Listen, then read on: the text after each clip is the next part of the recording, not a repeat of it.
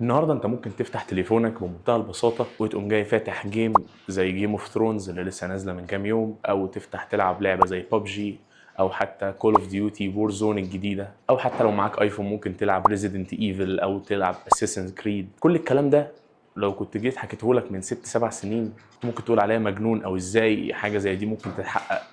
الجرافيكس الرهيبه دي تشتغل على تليفون قد كده، التليفون يتحرق مني، يولع، ينفجر، يحصل فيه اي حاجه الا ان الحاجات دي تشتغل عليه. النهارده الموضوع بقى بيزك جدا وبقى عادي جدا ان انت تفتح اي تليفون وتلاقي العاب بجرافيكس قريبه جدا من البي اس 4 او حتى عدت البي اس 3. ايه اللي حصل؟ وازاي وصلنا من التعبان سنه 97 لكول اوف ديوتي وجيم اوف ثرونز النهارده؟ الحكايه بدات سنة 97 على النوكيا 6110. ظهرت لعبة سنيك، أو زي ما كنا بنسمينها في مصر أو الدول العربية التعبان، ودي كانت أول لعبة تنزل على تليفون، وكانت أياميها طفرة وثورة. إزاي هلعب على التليفون؟ التليفونات وقتها كانت بزراير، فكنت تمسك التليفون والتليفون كان حجمه اساسا كله قد كده، فكان الموضوع صعب جدا بس كان ممتع قوي. واللعبه دي كانت مسببه في وقتها ادمان لاي حد معاه تليفون، خصوصا لان الفتره دي اللي كان بيمسك تليفون كان من عليه القوم، ما كانش اي حد يقدر يمسك تليفون لحد حتى 2005 في المنطقه العربيه عموما يعني. واللعبه على قد ما هي كانت ممتعه جدا الا اللي هي كانت ابيض واسود، ولا كان ليها صوت، وما كانش فيه انترنت اساسا. كانت بدائيه جدا بس كانت مبهره جدا. ومع الوقت نوكيا بدات تطور العاب تانية زي سبيس امباكت، وكان في الوقت ده الجيمز اللي بتنزل كنا بنسميها العاب جافا لانها كانت بتتطور من خلالها. وده خلى المطورين بداوا يطوروا العاب بسيطه، مثال للعبه التعبان بس متطوره شويه عنها. وبدا الموضوع يتوسع ويكبر لما دخلت شركات زي جيم لوفت واي اي موبايل، بداوا يطوروا جيمز بحجم اكبر وبجوده اعلى نسبيا من اللي كان بيتقدم في الاول. ونخش دلوقتي على سنه 2007 والتطور الكبير اللي حصل. وزي ما احنا شايفين التكنولوجيا كلها مربوطه ببعضها، حجر دومينو فوق بعض، لان بعد اطلاق الايفون 3 جي الايفون الاول اتغير تماما شكل الجيمز على التليفون. وكانت اول نقله في عالم الالعاب الحقيقيه كانت سنه 2008 لما ابل فتحت الاب ستور، وبعدها على طول بدات جوجل تفتح جوجل بلاي، بس اياميها كان اسمه اندرويد ماركت، وبدات تنزل العاب وقتها برضو كانت ثوريه بس دلوقتي محدش بيلعبها تقريبا. وهي مثلا لعبه زي الانجري بيردز او فروت نينجا، كانت العاب بسيطه استفادت من التكنولوجيا الجديده في شاشات التاتش سكرين اياميها ومن حركه التليفون والجيروسكوب. وبعد كده ظهرت فكره جديده وهي الفريمم. الفريمم هي في الجيمز لعبه ببلاش تشتريها فري بس جواها مشتريات بفلوس، وده سهل على المطورين ان هم ينتجوا العاب ببادجت اعلى وجرافيك اعلى بس في نفس الوقت تبقى مجانيه وكل الناس تقدر تلعبها. فضل الموضوع ماشي كده لحد سنه 2012 بدات شركه كوالكوم سناب دراجون تطلع معالجات زي فئه ال 800 اللي هي حاليا بقت 8 جن، ومؤخرا بقى ال 8 اليت، وسلسله الابل اي والابل اي 7 والاكزينوس 7420. جم بنقله في الجرافيكس وقوه التليفون انه بقى قادر يستحمل ويشيل حاجات زي دي. فظهرت العاب مختلفه مع تطور المعالجات دي زي ريل ريسنج 3 واسفلت 8 ومودرن كومبات. اغلبنا دلوقتي ما يعرفش الالعاب دي، بس وقتها في 2014 و15 و16 اللي كان معاه جهاز بيقدر يشغل لعبه من الالعاب دي كان يعني بيبقى هو توب الشله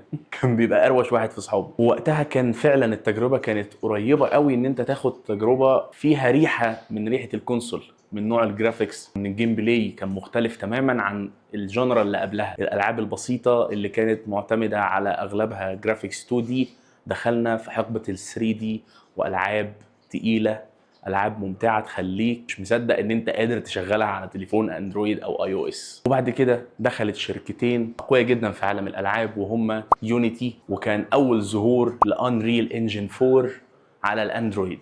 انريل انجن زي ما احنا عارفين هو محرك اساسي لاغلب الجيمز القويه جدا اللي موجوده في الساحه عموما سواء كونسول او اندرويد حاليا في 2025. وبعد كده ظهر عصر جديد من 2017، ظهر الاسلوب الحالي اللي احنا عارفينه عن الجيمز. ظهرت لعبه زي ببجي، ظهرت لعبه زي كول اوف ديوتي، ظهرت العاب حتى على مستوى الكوره زي فيفا، زي بيس اللي حاليا اسمها اي فوتبول.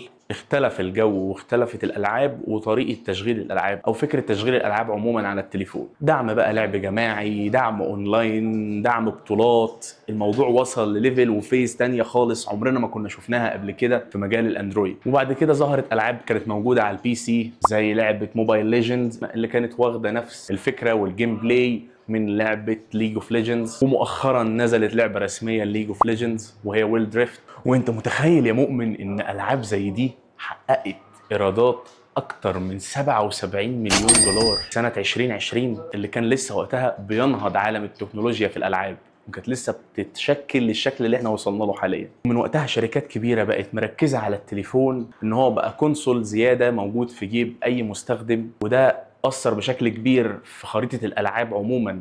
من سنة 2020 بقى في شركات عملاقة دخلت السوق زي ريوت، اكتيفيجن، وتنسنت.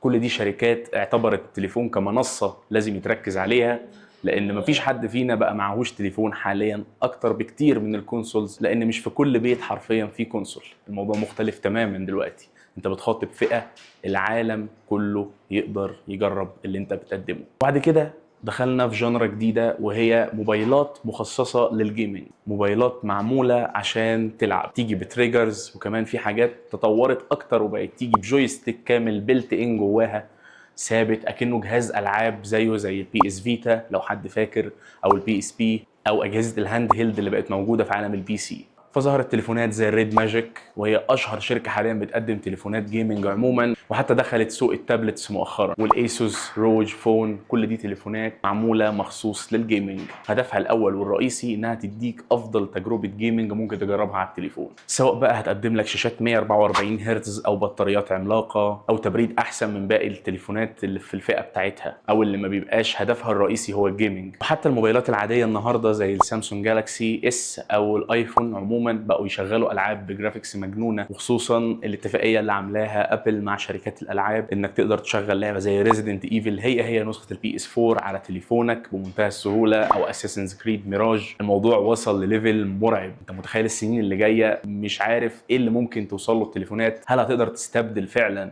الكونسولز؟ حتى السامسونج جالاكسي الترا وتليفونات الايفون برو او برو ماكس بقت تقدم تجربه ممتازه في الجيمنج عموما. ده غير كمان انك بقت تقدر تشغل ايد تحكم او جويستيك خارجيه سواء بتاعت بلاي ستيشن او اكس بوكس على التليفون بتاعك مباشر، وتلعب الجيم بتاعتك اكنك بجد بتلعب على كونسول، مش مجرد تاتش سكرين، لان مش كل الناس بتحب تجربه التاتش سكرين، او ان انا العب جيم كامله على التاتش او التليفون. طب والمستقبل بقى رايح فين؟ ايه اللي هيتقدم زياده؟ حاليا في الكلاود جيمنج، ان انت تقدر تلعب لعبه صحابيه ما بتشتغلش على الجهاز بشكل حقيقي، تلعبها من على سيرفر. انا مش من مرجحي الفكره دي، وشايف انها مش عمليه قوي، لان انت مربوط بالنت. اغلب الجيمز اللي بتلعبها ستوري مود ما بتبقاش اونلاين، بتبقى عادي ممكن تلعبها اوفلاين. فالنقطه دي انا شايف ان اللي احنا وصلنا له النهارده تقدر في خلال الاربع سنين اللي جايين ان انت تلعب اي جيم موجوده في اي مكان على تليفونك بمنتهى السهوله. وده اللي انا شايفه، لان بدليل ان انت النهارده بقيت تقدر تشغل جيمز كامله بي سي على محاكيات خارجيه بجرافيكس عالي جدا، زي جي تي اي في، لعبه نازله في 2013 كان الجرافيكس بتاعها عالي جدا، كانت اقوى لعبه في العالم. عارف انها بقالها 10 سنين او اكتر، بس انت مجرد التفكير اساسا ان حاجه زي دي كانت تحصل من كام سنه كان حلم، وكانت حاجه مستحيل تتحقق. وبعد كده هتبقى العاب الكونسول تقدر تنزلها رسميا بشكل حقيقي على تليفونك، والتليفون هيستحمل عادي جدا، خصوصا مع التطور السريع قوي في التشيبات، سواء ال8 اليت من سناب دراجون او A17 او ال18 مش متذكر قوي من ابل. فالموضوع دخل في حته مرعبه فعلا، التليفون بقى قادر على كل حاجه، بدليل ان بدات تظهر العاب تريبل اي شغاله على الكونسول حقيقي، بقت تنزل على التليفون بمنتهى البساطه، زي جينشن امباكت او وور زون موبايل، او لعبه زي جيم اوف ثرونز زي ما قلنا نزلت للبي سي، للبلاي ستيشن، للاندرويد. فكل اللي اقدر اقوله ان في اقل من 30 سنه الجيمز وصلت من تعبان لحد لعبه زي وور زون او جينشن امباكت او جيم اوف ثرونز. بجد نقله رهيبه ما كانش حد متخيلها، وسريعه جدا، التطور ماشي بشكل اسرع من خيالنا. وعشان كده ما تستعجلش، الجيمز دي كلها هتشتغل بشكل طبيعي في خلال السنين الجايه. وبس كده، لو الفيديو عجبك ما تنساش تعمل لنا لايك وكومنت وسبسكرايب. كان معاكم حازم تيك فيو، السلام.